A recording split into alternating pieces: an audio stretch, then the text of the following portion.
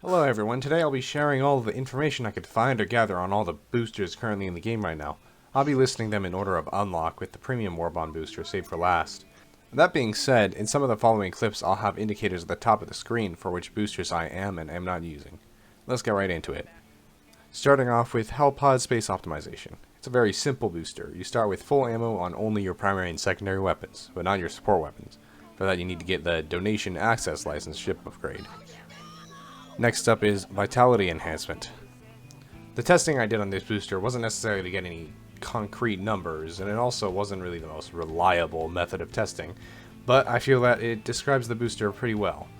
To my surprise, the booster had quite a noticeable effect, and there seems to be a lot more resistance to breaking limbs when using it. However, this doesn't mean your limbs are unbreakable, just less so. If I were to try to get concrete numbers for this booster, probably would have to do this for days, testing all sources of damage other than just chargers.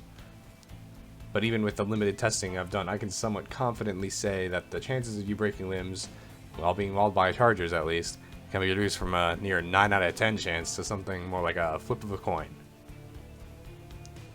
Onto the UAV Recon Booster.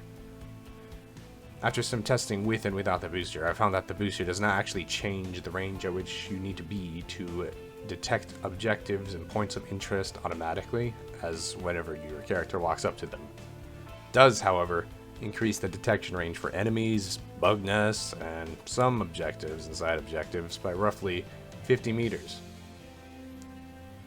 which can be very nice for detecting enemies gathered at a point of interest, so you'll probably want to be looking for those red dots, as long as they're not moving. Those are probably patrols. Now, Stamina Enhancement. From what I've seen and gathered, this increases the time that you can sprint by roughly 30% and increases the speed of your recovery for your sprint by about 60%. It's pretty simple, as this buff seems to apply to every armor class, but I'll be linking a post here in the description that'll have more of those numbers, credits to them. Now, Muscle Enhancement. So this booster is very troublesome, at least with what I tested. And as it seems, from holding heavier weapons on objectives to running through the terrain and water, I never even saw a difference in the footage I captured between the movement with or without the booster. Tried doing some research to find any hint as to what this booster actually does, and I even tested everything that I saw, but to no avail.